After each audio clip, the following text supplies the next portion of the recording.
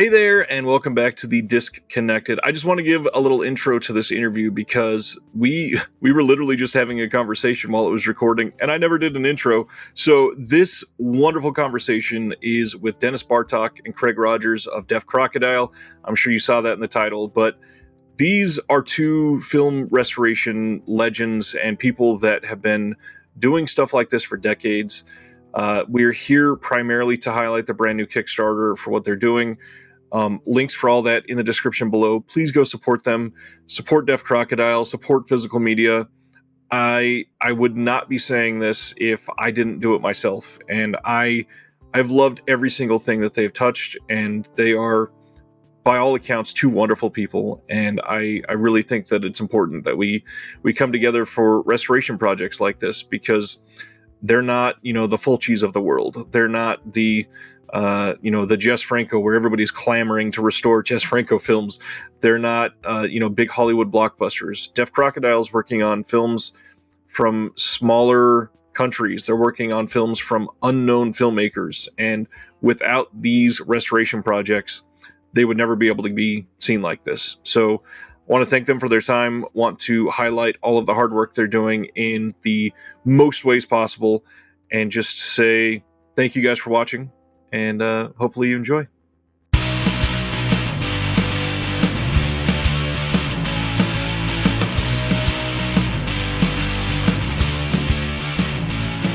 We're very excited today, not only because it's July 4th and in theory we're on holiday, but we literally just received the final signed agreement for a film we have been pursuing for years and years and years. Yeah, I tweeted about, my God, we finally signed something we've been after for years last week.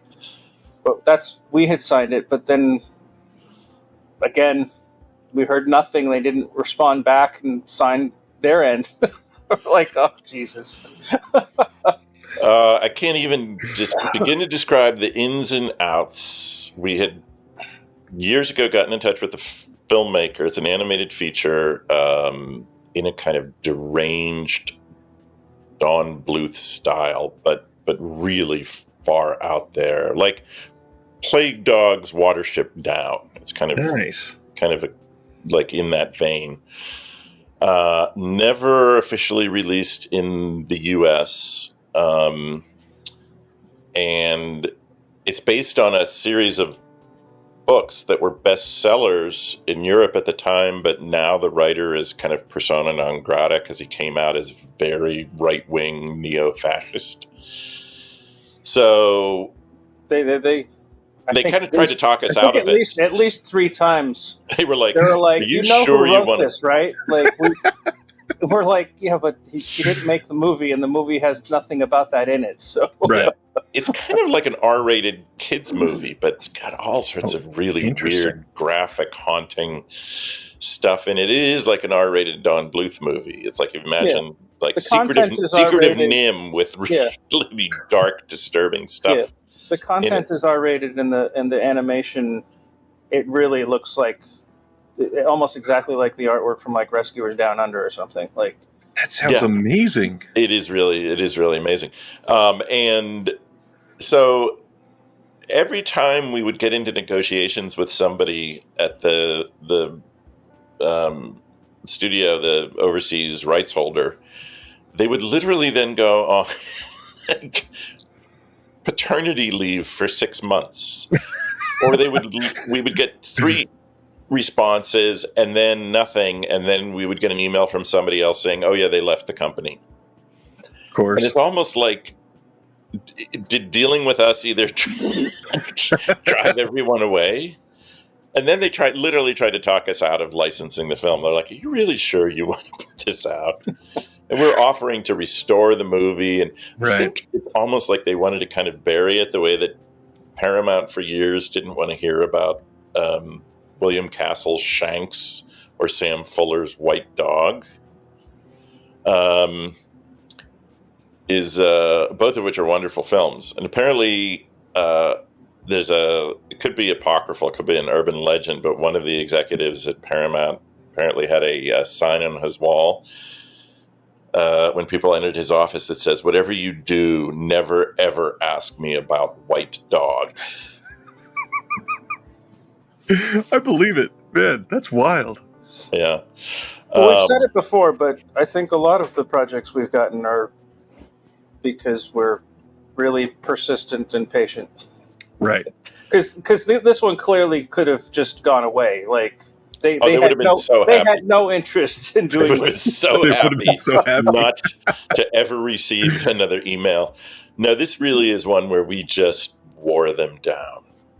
We just kept at it, just very patient, but kind of insistent over the course of months, which turned into years. And then finally, I think they just threw their hands up and they said it's easier to take their money and just let them restore the film and put it out. And then we won't have to hear from them ever again. That's awesome. I'm glad you guys are doing it. And obviously, animation has been tied to you guys now with a couple of the things that you've done. Where did that love come from you guys? Because a lot of boutiques don't touch stuff like that. And I'm astonished and so glad that you do, because I adore it. Craig loves it. It's just more interesting to work on. I mean, cleanup can be pretty tedious. Right. But cleaning up animation, even though it's kind of more work, it's a little more interesting and fascinating to see. Yeah. You can literally see how this was put together. I don't know if I mentioned it the last time we spoke, but it was it Son of the Stars where I sent you those frames where a fly had landed on the cell, and so when they photographed it, they typically will photograph each cell twice. So I had 2 frames with a housefly because it had landed on the cell when they photographed it. That's fantastic. Amazing. I think the first one that you worked on was Belladonna of Sadness, right? Yeah. So we were back. That was the first feature we released. The Yeah. first thing that Paul gave me at Cinelicious, I think it was like the first day I was there. He's like, "Here, work on this." Was a Christmas short. I think it was called Fanny's Christmas. I'm blanking on who the filmmaker was, but they've gone on to greater things. This was like some early short that they had done. Right. So that was the first thing, but the first feature was for sure Belladonna of Sadness. Yeah. Interesting. And that Belladonna restoration is astonishing. That thing looks gorgeous. It's I mean, it also helps what we started with. So right. we had the original negative and for most of it, and the paintings are just gorgeous. So it's hard to go wrong. I am stoked to see more animation from you, though. Well, then you're going to be very happy. The ironic thing is that we're putting out the only other animated feature that we've come across done in a similar style to Belladonna, which is Josef Gemes's Heroic Times, the Hungarian medieval animated feature, which uses a similar technique of gorgeous paintings, still paintings that the camera will pan across or slowly zoom into with actual animation. I think they take it a step further, though, because Belladonna panned over paintings, but when there was animation, it was traditional animation. Right. Whereas Heroic Times pans over paintings, but when it becomes animated, it still looks like a painting. Right. Like it's like they took it to the next level. Yeah. So much work. I can't imagine. As far as we know, well, Gemesh, passed away years ago. But in our research, I don't think we've come across any crossover that the makers of Heroic Times were aware of Belladonna. That's not to say they weren't. Maybe they had seen it in years past, but it seems like it kind of developed independently, that they both came up with the same idea of, we'll have these gorgeous still paintings that are really lush and incredibly detailed, and then we'll have animation as part of it. So very interesting. And then looking at the last year of work, you guys, first of all, not slowing down at all. So thank you for that, because the output is amazing. Yeah, well, Dennis, you said you were just talking to somebody, and they commented on like, how the hell are you putting out a title a month? It's a great question. It's not easy. And from last time we talked, the amount of work you guys put into it, it seems impossible. Yeah, we had to shift some titles around in the schedule because we do have a couple that I don't do the restoration on where we've licensed a restored film, and for this one title, I was like, it's taking me so much longer to get through than I thought. So like I told Dennis, I'm like, I'm sorry, but we're going to have to shift the schedule here somehow because this is not going to be done in time. Yeah, most of the films either we restore, or I should say Craig, because he does the actual restoration from scratch. So a project like Visitors from the Arcana Galaxy, which is going to be the next Kickstarter that we announced, this amazing early 1980s Croatian sci-fi fantasy comedy that we describe as if Troma Films had been hired to do a Sid and Marty Krofft Saturday morning kids show, because it has elements of like, almost like kids live action.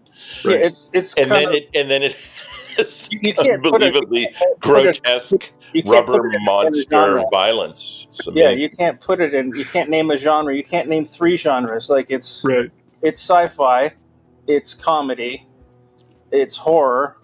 It's got a very early 80s kind of Euro feel to it as well, which is wonderful. And even the scenes it's got nudity. It's got an entire village, in fact, that takes its clothes off at one point. Yeah, inexplicably, like all the villagers just strip. And even the scene with the most violence is where they inject the most comedy. Oh, so they're like, all right, we know we're going pretty violent here, so we need to also crank up the humor. Nice. And weirdly, there are these strange kind of connections, either conscious or unconscious. So we're putting out 2 films this year that both involve creature makeup and monster effects by Jan Svankmajer, the legendary Czech animator who did Alice and his wonderful films. And the first of them is Visitors from the Arcana Galaxy, which was directed by Dusan Vukotic. Much better known as an animator. And in fact, he won the Academy Award in, I think, 1961 for a wonderful UPA-style kind of mid-century modern-looking short he directed called The Substitute. And we're including 5 of his animated shorts on the release, along with the live-action feature. And clearly his work as an animator influenced him as a live-action director. It's a little bit like Frank Tashlin, who, of course, came out of the amazing Warner Brothers kind of animated assembly line, and then went on to do The Girl Can't Help It and all these kind of wonderful live action films that, of course, you can see a lot of kind of animated and cartoon influence in. And I think that's the same thing, especially when you get to the insane R-rated but very funny monster action in Arcana Galaxy. And the monster, which is incredible, like rubber-suited alien creation, was produced or created by Jan Svankmajer. We tried to get him to talk to us for the release. Like, would you do an interview about this and the other film we're doing later? And he was like, I don't want to talk about that. I just did that to pay the bills. Oh, geez. I know. I was hoping, but that would have been nice to hear. Yeah. So, Well, you brought up the Kickstarter. Last time we had this conversation, I think we were in the cycle of the Solomon King Kickstarter. So we hadn't really seen all the feedback to everything yet. And then Solomon King obviously hadn't been released yet, which, by the way, astonishing release. Geez, The disc looks it doesn't seem like it was that long ago. right. That we spoke. Like, It was the 'cause I middle was of like, last oh, summer. we've done another whole Kickstarter since then. And we got to talk about that one too, because it is, we're at the time of fulfillment, and you've had everything from beginning to start now, from beginning to end, on 2 different Kickstarters, and you're launching a third. So obviously, this is a necessary thing. How's everybody responded to it in your eyes? It's great. Like they give you some basic numbers from Kickstarter if you've done more than one, so you can kind of see the stats comparing your first one to your second one. And it was kind of cool to see that 40% of the people who backed Solomon King also backed the Pied Piper. Nice. And the 2 films couldn't be more different. So Right. it's like, it was encouraging to see. I was like, all right, well, 40% of those people are backing Deaf Crocodile because it's not because those 2 films are similar. That's true. So that was encouraging. And so, and the second one raised a bit more money than the first one. They both did quite well. So we're going to continue the exclusive slipcover concept for the Kickstarters because people seem to really like those, and I've got some connections in the comic book world, so we should be getting some good names to do more slipcovers. Awesome. In the Arcana Galaxy, we were able to get our good friend Brian Level to work with us again for that one. He designed our logo, Nice. and I knew him for years prior to our starting Deaf Crocodile. He's worked on Batman and all sorts of big comics. His coolest stuff is the stuff he does himself, that he releases himself. But yeah, he did the non-Kickstarter Pied Piper, the Vinegar Syndrome release, and the wrap that's on all the discs. So yeah, we reached out to him to do that for us, and he did everything. He did a slipcover, the wrap, the disc, all the art in the booklet. Like, so Nice. it's a big Brian Level affair. It's gorgeous. Well, and it's a great style. The Vinegar Syndrome slip is amazing. I've seen nothing but compliments from everybody on it. Yeah, I was very happy. I was very, very proud. I was like, I tagged Brian in it, but someone was commenting. They're like, "Oh my God, I might like this cover better than the Dave McKean one." And I'm sure Brian rolled his eyes. Well, and it's an interesting time that we can see this because Pied Piper just went on sale. Not even 30. Where are we at? Just over 72 hours ago. Yeah, this is day 3 of the sales, and it's almost, the slipcover is almost gone now. So it's already down to just over 200. That's crazy out of 2,000 slips when a lot of people are getting the Kickstarter slip already. Yeah. And I had someone email me, and they're like, I backed the Kickstarter, but I want this one too. I'm like, well, you can order one. Not going to say no. I was like, yeah, lots of people buy multiple copies. I won't judge. Well, and the other gratifying thing is that Yuri Barta, who directed, animated the Pied Piper, was very concerned about how the film would look after the restoration was finished, and in particular the color grade, because he said that the previous releases for it on home video had looked far too blue, I think was his comment. No, the other way. The golden stuff looks too bright gold. Like, right. It's supposed to have a cooler look to it. Right. Which I just went with. I mean, I had the scan, so I saw what the materials look like, and so that's what I went with, because I didn't really have other than that clip, that the thing that's up on YouTube. So I went with what I wanted the wood to look like wood, and kind of when that does, the rest fell into place where it's like, all right, it's pretty cool. Right. And so yeah, we sent him the trailer and some clips and stills, and he was very happy. He said it was weirdly. He said it was the first time he's seen it looking the way it's supposed to look, which made me feel real good. But made me feel bad for him. I'm like, it's been 40 years and it's never looked right. I'm like, I'm sorry. Well, and that's the thing with the technological advancements with restorations. I'm sure there's stuff that's going to look different than it's ever looked before with some of these people touching it. Yeah, and there's an amazing making of feature on the disc that they shot. I suspect it was possibly German TV that was doing a making of, but seeing them actually how they made the buildings, and it's just like I was saying about even traditional animation, how just handmade, how completely analog it is.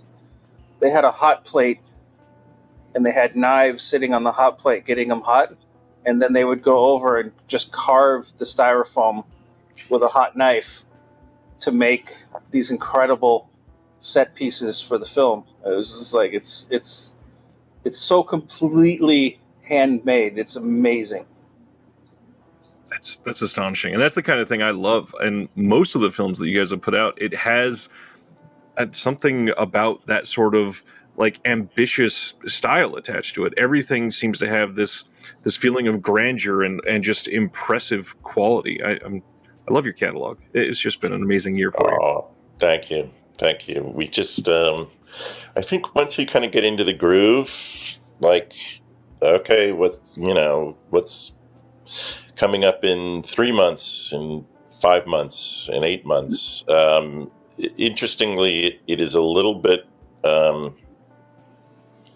similar to what I did for many years in film programming when I worked for the American Cinematheque, because I kind of talk about doing events like you're playing multiple games of chess. There's the game of chess that is tonight, like what is tonight's event? Then there's next week, then there's next month, there's 3 months, there's 6 months, there's a year from now, and you have to continually keep your eye on each of those chess games and make sure you're moving the pieces forward a bit, so that right now, of course, the immediate focus is we have to deliver artwork and an essay and commentaries for our upcoming releases in the fall, early winter, because of your advanced lead time. But now we're already thinking, okay, what's coming out in January and March of 2024, what's going to come out in late spring, early summer. So you're also thinking 10 to 12 months down the road. So, but once you keep it fresh.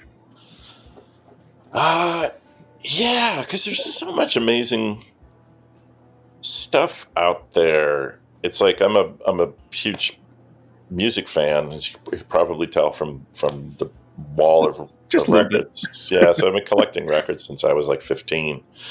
And it still amazes me that you just scratch the surface of all of the amazing styles of music, and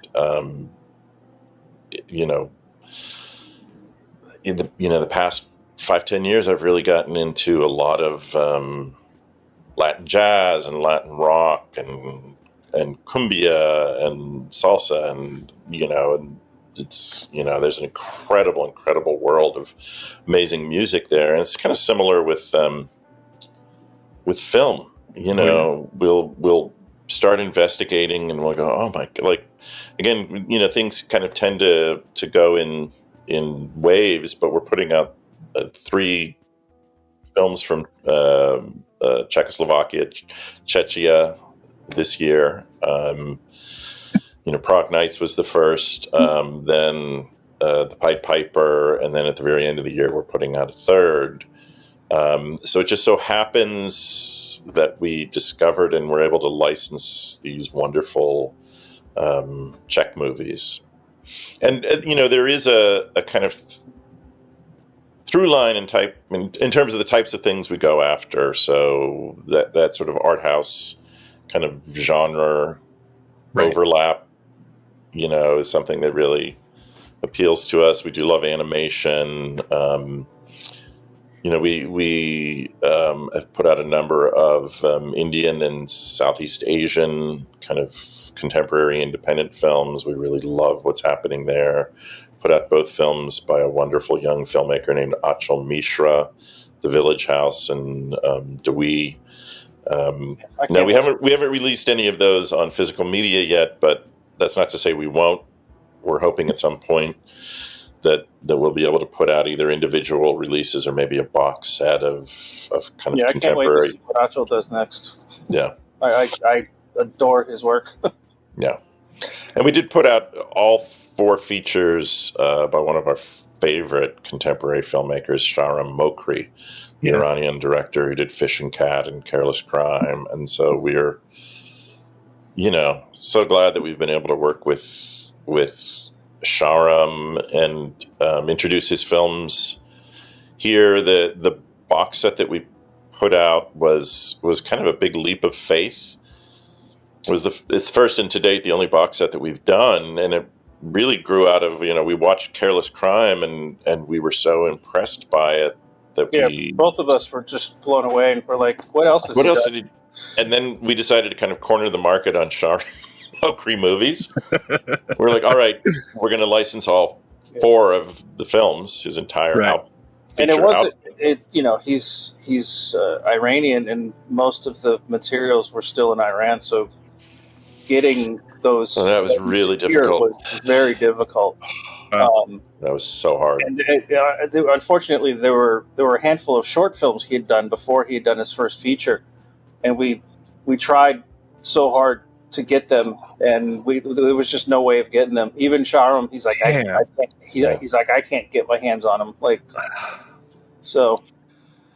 That was a bummer, but we were really glad we were able to get the 4. He's done the 4 features, and we got all 4 features. So. That box set was on sale like crazy this week for super cheap, and because of what I do, I have some people ask like, is this worth it? And the only thing I could say is one of the films is a masterpiece, one of the films is a near masterpiece, and the other 2 are at least great. This should be a no-brainer for everybody. Yeah, when I saw the price, I actually was like, "Is this?" I actually sent a message. I'm like, "Is this a mistake? Like that's below cost. Like, what are you doing?" We're just so happy that people have been able to discover. I mean, we love Careless Crime. We love Fish and Cat. Invasion is one of those movies that I think you need to watch like 3 or 4 times because it's so dense and labyrinthine. Yeah. And Shahram has said that over the years, that's the one he gets the most like feedback on. Like that's the interesting. Like the hardcore fans of his gravitate to Invasion because you really have to work, and in a sense, like Tarkovsky's movies, where I think they really reward multiple viewings. Oh yeah, like Invasion is one of those movies where like you need to watch it multiple times to really start to kind of understand the structure and the flow of the film. It's a really challenging movie, so I'm really glad that we were able to. But I think for one of the films, I think it literally had to be put on a hard drive and like hand carried from Iran to Europe and then shipped to us because it just wasn't possible to send the film digitally. Yeah, somebody I can't remember who. Somebody was traveling to France, and they're like, "I'll bring it with me." Yeah. And then we can give it to somebody there who can then ship it to you. So we had to wait till someone happened to be traveling out of the country and bring it with them. Wow. And I'm assuming that's just because of the local laws in Iran? Well, it's also, I think, because we've got films with Russia, and you can't ship anything. Like when Ilya Muromets came out, we boxed up 5 discs for them, like we always do, to send to the rights holders. And I got to the post office, and they're like, "You can't ship this." I was like, "Yeah, we haven't been able. We've sent the press, and they've been very gratified to see the wonderful press for the 3 Patushko films and then the 2 movies by Karin Shakhnazarov, who was also the general director of Mosfilm for a number of years now, almost 25 years. But they haven't been able to see the actual physical releases because you can't send anything. Right. By U.S. Postal Service, by FedEx, by UPS, there's nothing shipping to Russia. So, and I think it's similar in Iran. You can't send or receive anything. Yeah. Yeah, and even the internet. So it wasn't. Oh my God! I remember them trying. And this is now bringing back. It's like Vietnam flashbacks. Yeah. Remembering trying to upload, and it would take days, and then it would take 85% uploaded, and the connection would fail. Yeah. Yeah, it's a miracle that we were able to actually. We don't pick easy projects. Well, and that's literally when these come out. They are, in many cases, actual miracles. And when somebody hasn't seen some of these in 40 plus years, that's got to be gratifying. First of all, that you could even deliver the product, but then just to see people receive it so well, I'm just happy for you guys. This is amazing. It is encouraging that we've picked the niche of amazing films you've never heard of, which doesn't help selling things. Every single purchase, because people talk about a blind buy. Every one of our releases is going to be a blind buy because you've never seen it, and it's encouraging. I've seen lots of people, after if we put out enough discs now that they're just like, we trust them, this is going to be good. Well, the Pied Piper ironically is one of the better known films because it had a very solid art house release when it came out. I remember I went to see it. I was at NYU Film School in the 80s when it came out, and I went to see it in Greenwich Village. And there's been a pretty crappy version of it on YouTube for a long time. That's where I first saw it and added it to my wish list for us. I saw it on YouTube and I was like, this looks just crazy and creepy as hell. But that's actually one of the better known. We've put out a couple films that were so far off the radar for most people, like The Son of the Stars and Prague Nights. And we've just been really lucky that the rights holders were willing to work with us, but where we finally wore them down. You're like, we just don't want to get any more emails from these 2 crazy guys in LA. Like, we don't understand why are they yes coming? To shut them up. Yeah. Well, there's a film that's coming out early next year. This incredible folk horror movie.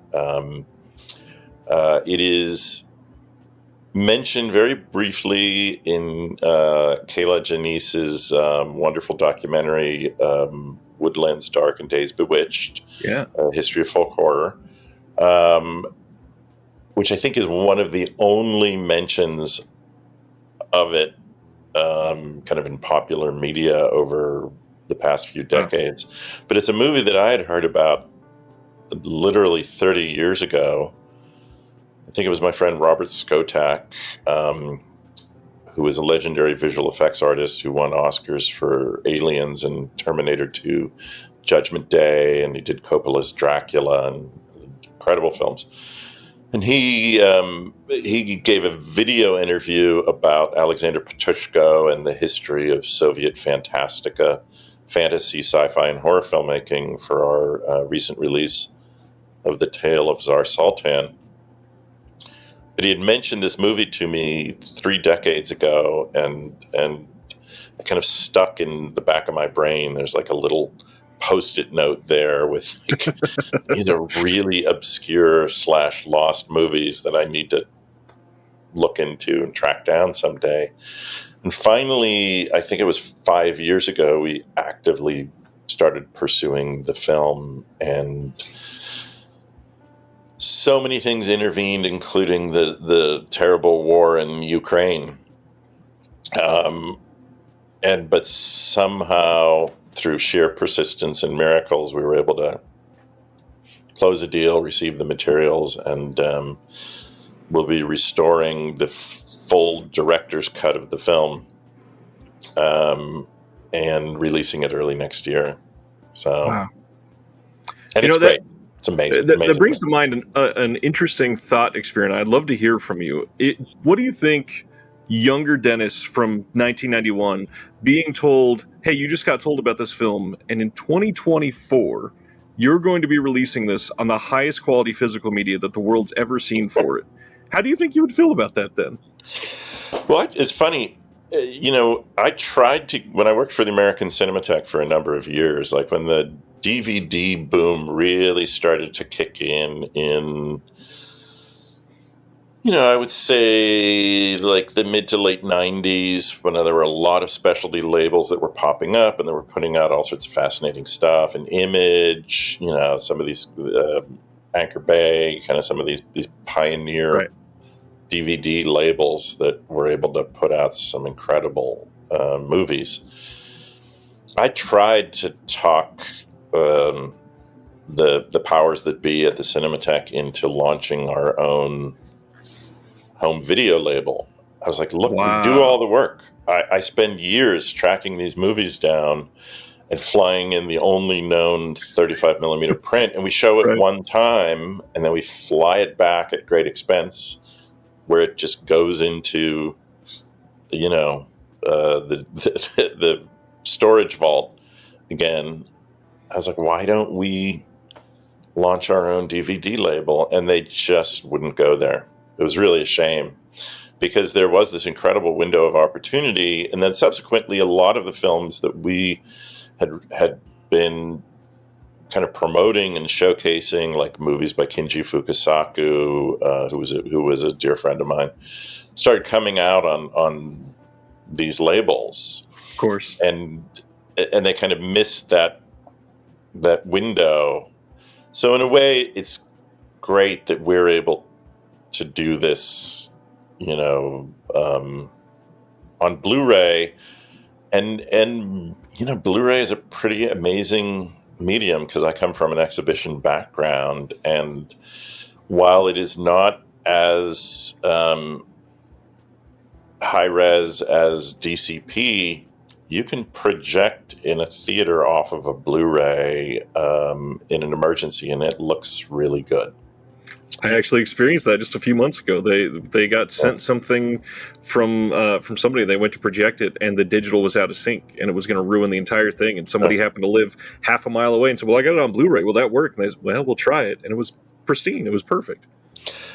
Yeah, you're looking at almost, or in the case of, I guess, 4K UHD, you're pretty much looking at 35 millimeter resolution. Yeah. And as a consumer format, that's pretty amazing. The best digital theaters are 4K, and a UHD disc is essentially 4K. So you're looking at 35 millimeter resolution with the 4K disc, that is pretty mind blowing. It also underscores why it is great to collect physical media, because we know how these license deals are worked out. You typically license a film anywhere from 5 to 10 years for a limited territory, and then when those deals expire, if the film has sold well enough, it may get relicensed and they'll continue offering it. But in many cases, they let the license lapse, or sadly, the company itself goes out of business. Like we just heard yesterday that Olive Films is going out of business, which is really sad. I mean, I've bought a lot of their releases over the years. So it is good to actually buy, especially these Blu-ray releases when they're available, because there's a good chance in 5 or 10 years that they won't be. I mean, you'll still have copies floating around out there, but they may no longer be purchasable if the company doesn't exist or if they didn't renew their license. So. And that's especially true for something like Prog Nights. I mean, even Well, that could sell. particularly any of the boutique labels, Yeah. that I think probably a lot of titles are, like he was saying, when the license is up, probably not going to renew it, because for a small label, the bulk of the sales are in that first year. Right. So if extending the license means paying another MG, you won't make your money back. Well, and Prog Nights could be a major hit, and I'm sure if over 5 years it sold 12,000 units, that would be mind-blowing, sadly. That would be fantastic. But even if it did, the likelihood of somebody else picking up Prog Nights is very slim. Oh, no, I think it's highly doubtful that it will be restored or remastered in our lifetimes, because it is such an obscure, wonderful film. So in all likelihood, our Blu-ray release is the only one that's going to be done for the foreseeable future here in the U.S. That's another reason why, Craig, I mean, I call him a restoration wizard. I think he is, because there's something magical about the work he does. But it's also the sense of, nobody else may be crazy enough to spend the time and the resources to restore these films. So we should try to do it the best that we can, because it may be the only time this film gets restored in the next 20, 30 years. So. Which is why, in your particular case, this is just trying to be a master of segues here, these Kickstarters are so important, because without them, some of these films are not going to be able to be touched. And I'm so glad to see the community coming together on these first couple. And now you've got this new one that is, the day this is coming out, we're putting up the video, the Kickstarter is launched. What do you really want to sell people on this movie? Because when you first teased it, I've looked some stuff up, and oh man, I'm excited for this third one. Visitors from the Arcana Galaxy. It was actually recommended to us by Travis Crawford, who was a film programmer who passed away last year. I believe Travis. Not terribly long ago. Oh, and he had actually just started working with us. He had come on board to start handling theatrical distribution, and then tragically passed away unexpectedly. I think he passed away in his sleep. And I had known Travis kind of on and off for a number of years, going back to his time with the Philadelphia Film Festival. So I knew him as through the programming community when I worked at the American Cinematheque in the late 90s and early 2000s, and we would share information about print sources and, hey, where did you find this Argento film, or I'm looking for this, Fulci movie, or ... So it was really nice that we reconnected, and one of the films that he brought to our attention, that he was like, have you ever seen Visitors from the Arcana Galaxy? It is really insane. And we looked at kind of a very doopy, unsubtitled bootleg version of it, and thought, wow, this is amazing. It's a shame, because of course Travis was so excited that when we told him, because I think he was still alive, he knew that we were licensing the film, but it would take a while to scan from the film materials, and this was a difficult project. I mean, Craig can talk a little bit more about why this was so difficult, but he was really excited, and he wanted to write the essay for the booklet and really be involved. And of course, then he passed away very suddenly. But I have to credit him for bringing this one to our attention. But Craig, maybe you can talk about why Arcana Galaxy was so challenging as a restoration. Lots of reasons. As far as we know, the negative must be gone, because the only elements that they said they had available to scan were an IP or an IN.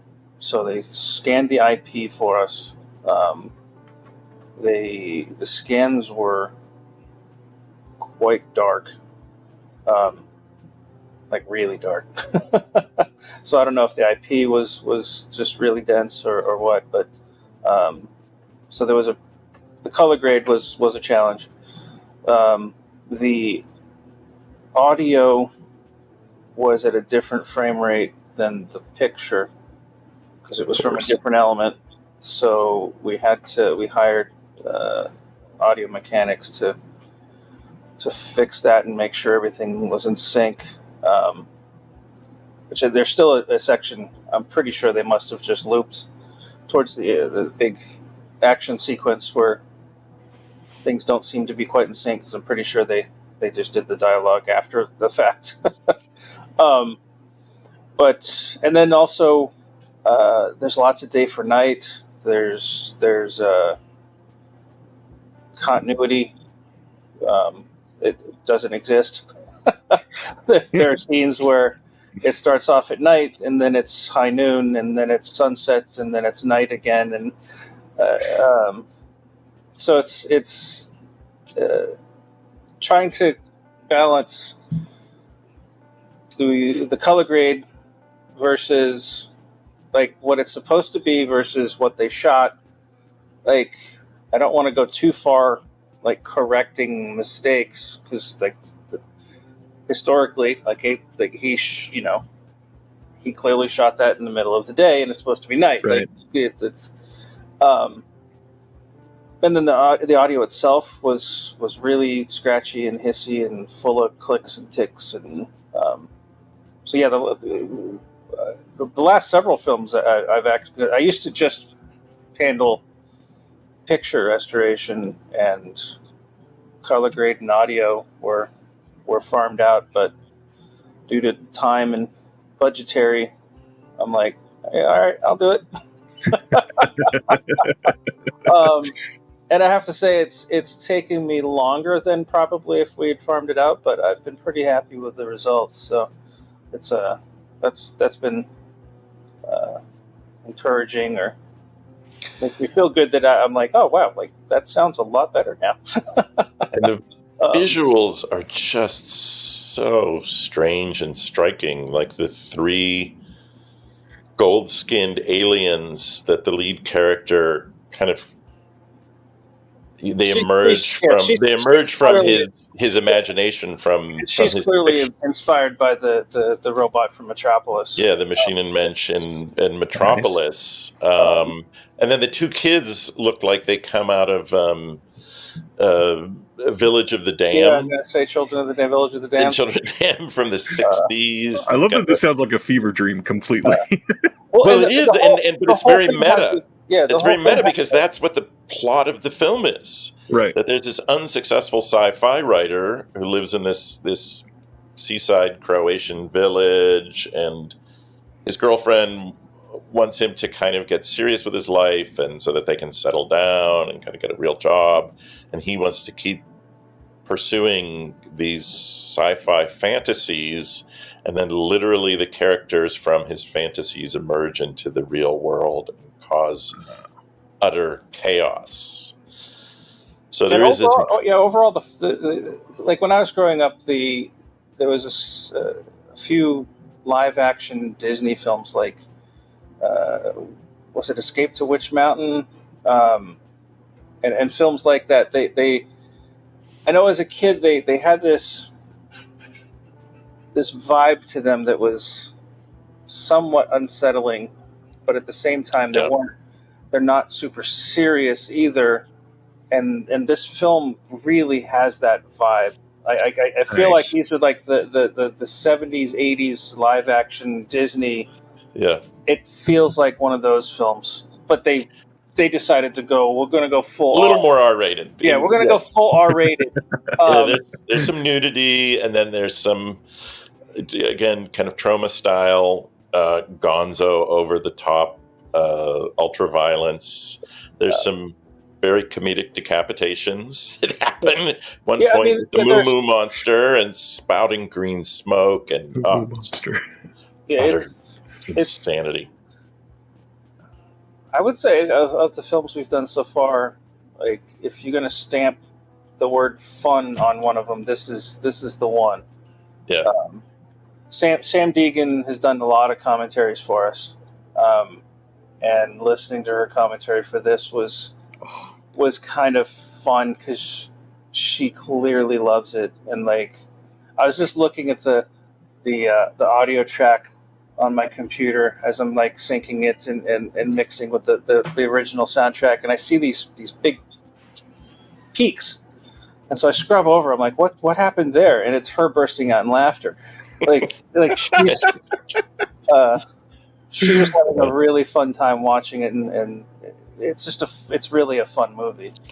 Well, and to be able to, it's interesting because again, we talk about how there are these kind of connective themes or kind of through lines in movies that we've been restoring and putting out. So Prague Nights was conceived and co-directed by Yuri Berdechka, who was this wonderful Czech screenwriter, animator, and live-action filmmaker.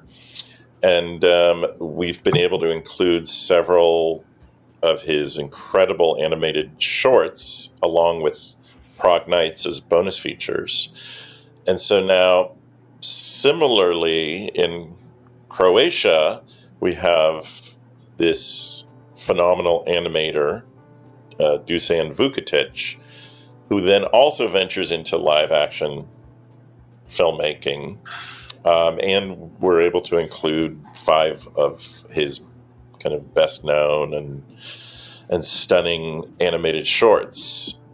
So it is great to be able to kind of expose the work of these wonderful filmmakers. I wish in Berdechka and Vukotic's case that they were still with us, but we've been very fortunate. Kalin Kazan, who's the co-director of 2 of our very favorite restoration projects, Delta Space Mission and The Son of the Stars, is still alive and well in Bucharest in Romania, and we keep getting wonderful reviews for The Son of the Stars, and Delta Space Mission, and I will email them to him, and he's just like, thank you so much. Like, I didn't think that anyone was going to have any interest in these science fiction, animations that we did in the mid 80s. And now there's a whole group of people on the other side of the world that know his and the late Merchatoya's work, which is wonderful. Right.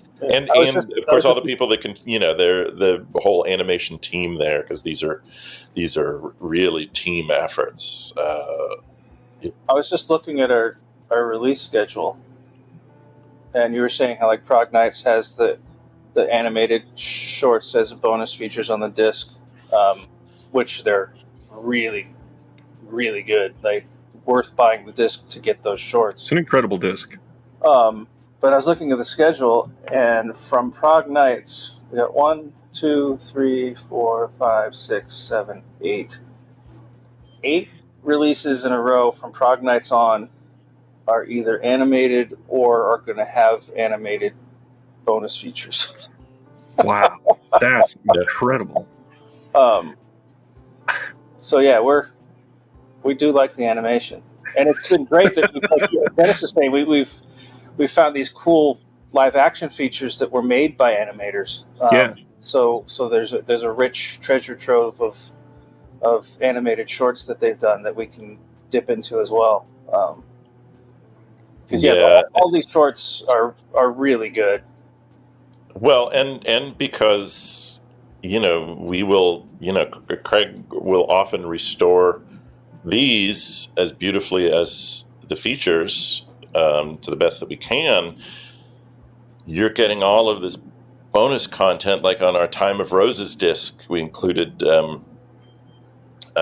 several of Risto Jarva's kind of amazing mod documentaries that are just visually really stunning and satirical. So, I realize, and in most cases, because there isn't a lot of commercial distribution on digital for the shorts. So we typically now we will only license them as bonus material for the home video. Like, we don't license the digital rights for a lot of the shorts.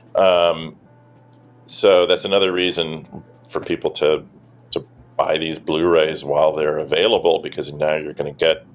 So it's an interesting parallel to the resurgence of interest in CDs, because, you know, one of the great things about CDs is you would get these reissues with bonus 4, 8, 12 bonus tracks, unreleased tracks, Yep. right? That never got pressed on vinyl in any format. And I was like, you know, this is the only physical media this has ever turned up in. So, like, people should be holding on to these. And so it's interesting that you're starting to see more. I'm seeing younger collectors who will, you know, bump into at record stores or at flea markets or whatever, paying more attention to CDs as well. Because they're like, oh, there's a bunch of stuff that we can only get on the CD. Exactly. So it's the same thing with the Blu-rays. Like, there's a ton of stuff on our Blu-rays, on, of course, you know, Shout Factory and Severin and Mondo Macabro and a lot of the other wonderful kind of art house and specialized labels out there that it's like, yeah, even if the films get, you know, re-released at some point, you may not get all this wonderful stuff on there.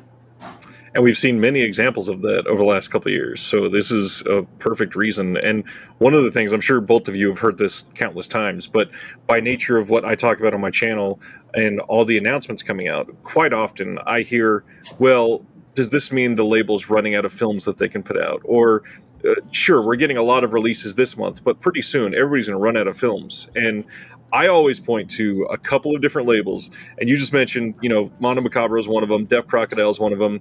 The fact that some of these are able to mine brand new literal treasure troves that nobody in the world has seen. It's like, no, if you keep supporting the right areas, you're going to get unknown cinema for decades if we do this right. Well, you also have to be very patient. And again, as I said, you have to be willing to play those chess games for Exactly. a year, 3 years, 5 years. There are films that we are still pursuing now that these negotiations have been going on for literally years. We're waiting to see, and sometimes they happen and sometimes they don't. That for whatever reason, they'll either license to someone else or they'll just decide, no, we don't want to put it out. And there's a reason. Craig and I laugh about this all the time. For most of the films that we've put out that are kind of really obscure or lost, there's a reason why. Because they are really difficult to license the rights and then find the materials, restore them, and put them out properly. Like, it's not just that they were you know, like some enormous, you know 50 carat diamond nugget that was just lying on the beach waiting Right. for somebody to pick them up. It's like, no, you had to dig down a mile and like go through solid rock and molten lava to get to these movies. And weirdly, as with the film that literally we just closed a deal on today, this wonderful animated feature, the rights holders tried to talk us out repeatedly of paying them money to license the film. They literally were like, We'll pay you sure money, you don't? we'll restore your film, and we'll give you the restored master. And they were trying to talk us out of that. So They literally don't have to do a thing. We're paying them for the license. We're paying to scan the film, paying to restore it, and then we'll share the master. And they were still like, yeah, you really sure you want to do this? and honestly, like, bring it back to the Kickstarters. One of the only reasons that we even considered making an offer like that is because we're like, we know that film, we have to have a Kickstarter. Yep. Because to pay them the money, to pay for the scan, to pay for the audio transfer, we have to be able to recoup that money. And a Kickstarter's the quickest, and we can get the it's not just that we need to recoup the money because we'll obviously we'll sell the disc when it comes out, but we're a small 2-person operation. We don't have big cash reserves, so Right. so being able to do those pre-sales and offer the exclusive slipcover on Kickstarter and get that cash infusion up front allows us to do it. Otherwise, we couldn't. A lot of these films, if we didn't have that, we'd probably just have to pass on them because we were like, we don't have that kind of cash up front. We just don't have it. We did actually. We had to pass before we started doing Kickstarters. There was a really wonderful 1930s black and white horror film that we had been looking into restoring, but was going to be so labor intensive and expensive and time consuming.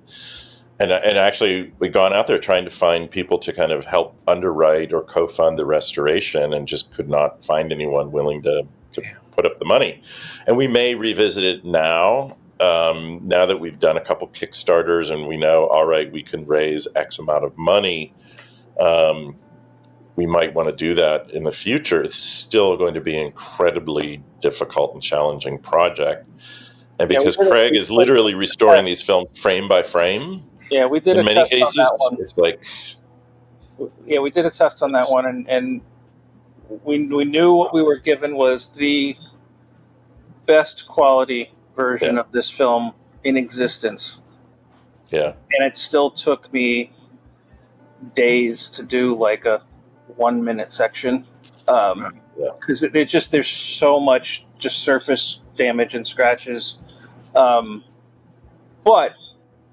it looked amazing. Like, I was very excited to do this project because I was like, no one will have ever seen this film like this before by a mile. Oh yeah, the nitrate negative is long lost, disappeared in the 50s, and the materials were put together from like literally 4 other print sources from various archives, and it's still a film we would love to restore because Craig could make it look better than any other available version, and probably as good as it will ever look unless somebody discovers a pristine nitrate print in a vault somewhere in Scandinavia or Eastern Europe. Like the amazing story about rediscovering the Passion of Joan of Arc. Yeah, that a print had been requested by the head of a mental asylum to show to his patients, and they never sent it back. And the original negative was lost. They had reconstructed it from B-roll footage and outtakes. That version was kind of lost. And then after the Second World War, they'd cobbled together what they thought was the original version, but nobody really knew. And then they found this nitrate print, like in a broom closet at this asylum, and sent it to the film archive, who realized, oh my God, this is the one, the original version of one of the greatest silent films, greatest films ever made. I really do hope we get to go back to that one. Yeah. Oh, I say that, and then I think that one will take so long. Yeah, at some point when we realized we've got several months where I have absolutely nothing else to do. and that's the problem, because Craig, like I said, in many of these cases, he's restoring these films frame by frame. Arcana Galaxy turned out to be much more challenging and demanding a restoration than I think we originally thought, and so you kind of have to balance, like, if we want to keep putting out a film a month, and at some point we may actually go to 2 films a month or more. I mean, I'm amazed that. Hush up. Oh my God. When I see Severin putting out box sets, I mean, obviously they have Yeah, I don't know how bigger staff big than we do. I don't know how big the staff is on some of these other companies, Yeah. but when I see that every month they're announcing like 5 movies and a massive like 10 film box set, I'm like, Arrow and Indicator how and all in these God's places. name are you doing this? My God, do you have like this amazing staff of like restoration Oompa Loompas behind the scenes that are like restoring all the movies in Willy Wonka's restoration factory?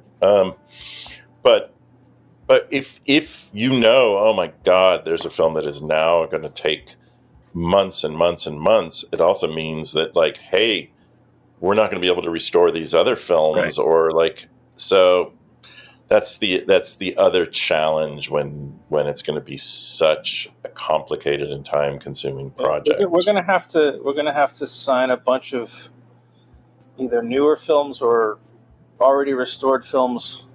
So we've got like a 6-month stretch of releases that I don't have to work on. We'll need a Kickstarter to clone Craig. But yeah, if we were able to do that other film, that would be. We actually, when we're scheduling movies, we talk about that. We're like, okay, this film is going to be really restoration intensive.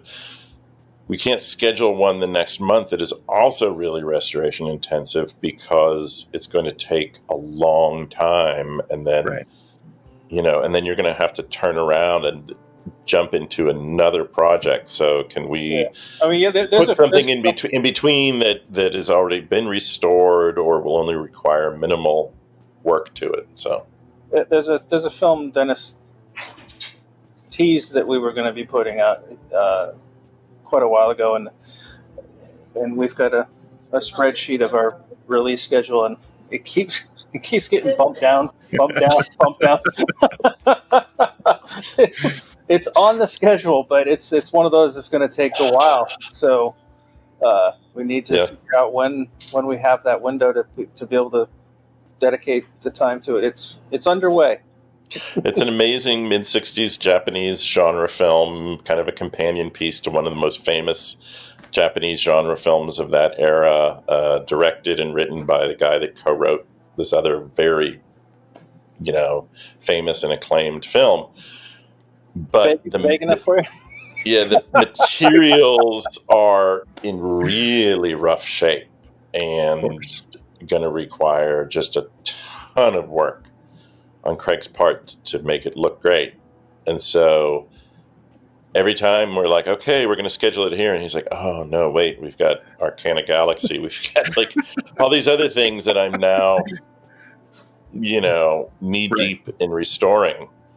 So I'm excited for that one, though. it will be good. Just the footage I've looked at, I'm just like, this is the coolest goddamn movie ever. Yeah. I think I'm going to have to probably jump off and rejoin my family here on the July 4th holiday. So I hate to... We can count this as the end. I mean, you guys have gone through pretty much everything that I'd love to talk about. I feel like the three of us could talk about film restoration for hours and hours and hours. You guys are amazing. Other than what we've teased already, I really want to give a shout out again to Solomon King. I know a lot of people that watched the last one. We saw the lead into that release. The release is incredible. The disc is flawless, in my opinion. I loved everything about it, and I just thank you guys for doing what you do with all of these. We said before, and it's still true, as much as we love the film, the hours of interview with Belinda is what makes that disc a treasure. Yep. It really is. And Belinda has become a really dear friend, and it is so wonderful to hear from her about the reactions from family members, Sal's children, grandchildren, great nieces, great nephews that had heard about this movie for years and had never got a chance to see it apart from literally like a 30-second TV commercial. It was pretty much all that existed. The screening up in San Francisco was amazing. I bet. There was a lot of the family there. And so when it started and when Sal first pops up on screen, I heard a woman behind me just yell out. She's like, "That's my daddy!" That's amazing. And Yeah, and then then there's the overly long love scene, and she's like, "Oh my god, I do not need to see this." There's so That's many. A hilarious. lot of fun. Yeah, that project is so near and dear to our hearts because of all the films that we've kind of restored and put out through Deaf Crocodile, that's the one that is in a way the most miraculous. That we were able to find Belinda, that she had the original soundtrack elements in her closet, that we were able to find what, as far as we know, is the only existing complete print of the original version of the film. It was badly faded and had a lot of wear and tear, but UCLA Film and TV Archive had preserved it, made it available to us through their incredible generosity, and now we have put a master digital copy of the fully restored film on deposit with UCLA. Belinda put the original soundtrack elements on deposit with them. They have the original print, so the film, should never be lost. Again, is there a chance that the camera negative could pop up at some point? Yes, and that would be wonderful. That would be amazing. You could scan from that. As far as we know, it was lost or destroyed decades ago. Right. So the restoration that we've done, that Craig did frame by frame, as far as we know, that negative was being stored at CFI in Hollywood, and when they closed, all those materials went back to where they were supposed to go, but in this case, they probably didn't know where it was supposed to go. So the fear is that they didn't know, they had no contact, and so it probably got destroyed when they closed. Yeah, they sent the materials they had on hand to Belinda, which was the soundtrack elements, but the last we have seen of the camera negative was, I think, late 70s or maybe early 80s that it was checked out. And so and there was a family member who thought that it was lost or destroyed. So maybe that it could have been a release print of the film or something else, but as far as we know, it's gone. And so the version that we restored for Solomon King. Now, there may be some other really great news upcoming about Solomon King. We are working on the possibility of re-releasing the soundtrack album for the film, which is how we actually discovered the movie to begin with, and has just got amazing soul funk music by local Oakland artists, and including some other kind of rare tracks that Sal Watts had put out on his own record label, Sal Wah. So that's something we're actively working on right now to see if we can do a limited edition vinyl re-release of the soundtrack album. There was a I mean, I guess it's not uncommon for a soundtrack to be missing songs that were in the movie. But Solomon King, there's a couple of tracks in the film that were so prominent in the film that weren't on the soundtrack, but were released as 45 singles. So we've tracked down some of the singles, and we've got like B-sides of singles that are related to the film, but some of them weren't even in the film, but they're Solomon King music. There's a version of the theme song with lyrics. So there's some really cool extras that we're hoping to include with that release. So, but soundtracks aren't our forte, so we're taking it slow and that's a whole new learning curve. Yeah, it's taking a long time because we're learning as we go, and we want to make sure we don't do something wrong. Well, that sounds amazing, and that's kind of been the definition of what you guys have been doing for years, it seems like. So thank you for what you're doing. Again, thank you for the catalog. Thank you for the hard work. And like I've said multiple times, please go support this Kickstarter. This is the type of important things that I always champion on this channel, and I appreciate you guys. If you love crazy 80s sci-fi fantasy comedies with massive decapitating moo monsters and gold-skinned aliens that literally pour coffee and cream out of their robotic fingertips, then this is the movie for you. I know about 5 or 6 people that just clicked purchase because of that sentence. It's Thank great. you, guys. It's really fun. Hopefully we'll talk again soon. Have All a good right, holiday. Happy 4th. Thank you. Thank you for watching The Disconnected. On the way out, make sure that you are subscribed to the channel, that you've liked the video, and that you've copied the link to be able to share with someone else that may appreciate this.